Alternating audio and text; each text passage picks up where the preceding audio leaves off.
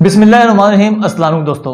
अफगानिस्तान की जंग तो खत्म हो गई है, लेकिन अपने पीछे एक नई बहस छोड़ गई है जिसको आज हम डिस्कस करने जा रहे हैं। वो बहस ये है कि अफगानिस्तान की जंग में किस एजेंसी ने कितना रोल अदा किया और कौन सी एजेंसी किस एजेंसी को शिकस्त देने में कामयाब हुई।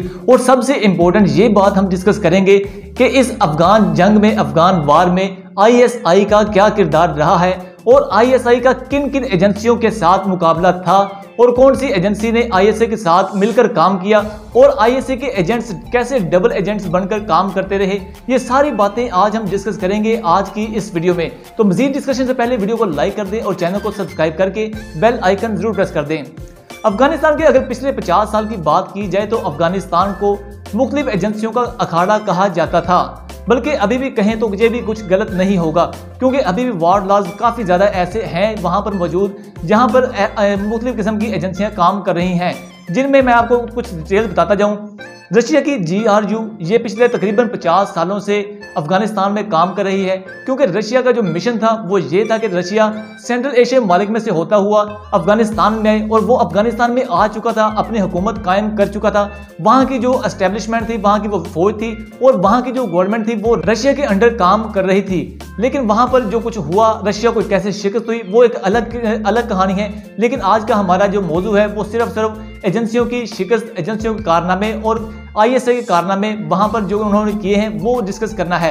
नंबर 1 पर ये मैंने आपको बता दिया कि रशिया की एजेंसी GRU वहाँ पर काफ़ी एक्टिव रही है। GRU से पहले KGB थी। KGB वहाँ पर, ये सोवियत यूनियन के दौर में KGB थी।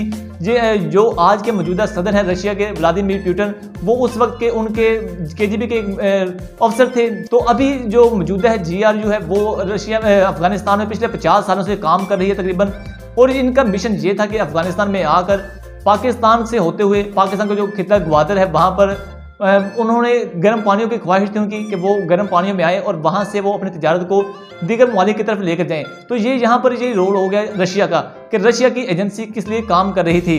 तो नंबर 2 पर आते हैं इंग्लैंड, MI6 जिसकी एजेंसी है, MI6 होगी, USA की CIA होगी, और उसके बाद फ्रांस की होगी, चाइना की होगी, ऑस्ट्रेलिया की होगी। फ्रांस, ऑस्ट्रेलिया, उसके बाद चाइना, MI6 मतलब कि इंग्लैंड, और उसके बाद इंडिया की एजेंसी RA, ये सारी एक ही एजेंसियां थी और इनका मुकाबला सिर्फ 2 एजेंसियों से था, और वो नंबर 1 ISI और नंबर 2 चाइना की एजेंसी थी। इनमें 2 मुख्तलिफ पहलू भी हैं। एक तो हम डिस्कस करते हैं कि चाइना के साथ उनका क्या मुकाबला था, और उसके साथ ये भी डिस्कस करते हैं कि पाकिस्तान के साथ उनकी क्या मतलब दुश्मनी थी, क्योंकि अमेरिका है, इजराइल है, उसके बाद बरतानिया है, इंडिया है। चलो इंडिया की तो बात बनती है कि इंडिया की हमारे साथ दुश्मनी चल रही है पिछले 70-72 सालों से। अफगानिस्तान में हर एजेंसी का अपना एजेंडा और अपने मफादात छुपे हुए थे। अब हम बात करते हैं सिर्फ 3 एजेंसियों की और उसके साथ रिलेट करते हैं पाकिस्तान को, और पाकिस्तान ने क्या किरदार अदा किया अफगानिस्तान में, ये थोड़ा सा समझने की कोशिश करते हैं। अमेरिका, फ्रांस, जर्मनी, इंडिया, ये सारी एजेंसियां वो थी जो अपने अपने मफादात को लेते हुए, अपने मफादात को सामने रखते हुए वहाँ पर काम कर रही थी। लेकिन इसमें एक बहुत ही इंपॉर्टेंट एजेंसी मजीद इसमें शामिल हुई और जिसका नाम था मोसाद, यानी कि इजराइल की खुफिया एजेंसी मोसाद। आप यहाँ पर सोच रहे होंगे कि इजराइल कहाँ, अफगानिस्तान कहाँ, पाकिस्तान कहाँ, तो इनका आपस में लिंक क्या है। तो मैं आपको ये भी क्लियर कर दूं कि इजरायली जो यहूदी हैं वो इस चीज़ को बहुत ही करीब से देखते हैं और बहुत ही गहराई से देखते हैं और बहुत ही सीरियस लेते हैं कि जो अहादीस हैं हमारी, उनके मुताबिक यहाँ से, इसी खित्ते से, खरासान से, यानी कि ईरान, पाकिस्तान और उसके साथ अफगानिस्तान का कुछ हिस्सा और सेंट्रल एशियाई रियासतें, ये सारी खरासान का इलाका है, यहाँ से एक फोर्स निकलनी है जिसने बैतुल मक़दस को फतह करना है। तो इजराइल इसी चक्कर में आया था ताकि वो ईरान को भी देख सके, उसके बाद पाकिस्तान को भी देख सके और उसके साथ साथ सेंट्रल एशियाई ममालिक पर भी वो नज़र रख सके। तो इजराइल का तो ये एजेंडा था, क्योंकि वो मैंने आपको बताया कि वो इस्लाम को बहुत ज़्यादा रिसर्च करके वो पढ़ते हैं, स्टडी करते हैं उसकी इस्लाम की। इतना हम मुसलमान भी नहीं करते होंगे जितना कि वो लोग पढ़ते हैं। बेशक वो इस चीज़ पर अमल नहीं करते, दीन इस्लाम के बताए हुए सीधे अहकामात पर अमल नहीं करते, लेकिन दीन इस्लाम की बताई हुई प्रेडिक्शन पर वो ज़रूर अमल करते हैं और उससे वो काफ़ी कुछ सीखते हैं और अमली तौर पर वो करके भी दिखाते हैं। तो इजराइल का ये एजेंडा था। और पाकिस्तान की एजेंसी ऐसी थी कि यहाँ पर डबल गेम चला रही थी।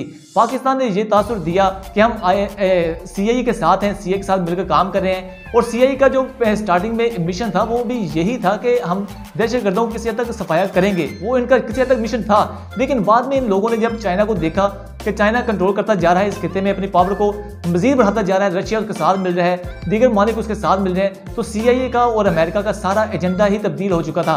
तो ISI ने अफगानिस्तान में ये काम किया कि ISI एजेंट्स अमेरिका के साथ मिलकर काम करते रहे और अमेरिका को ये पता ही नहीं था कि ये डबल गेम चल रहे हैं। अभी भी कुछ लोग पाकिस्तान में यही कहते हैं कि ISI ने क्या किया है, कुछ नहीं किया, पाकिस्तान में ये बजट खाते हैं, उसके बाद पता नहीं कैसे कैसे इल्ज़ामात सुनने को मिलते हैं।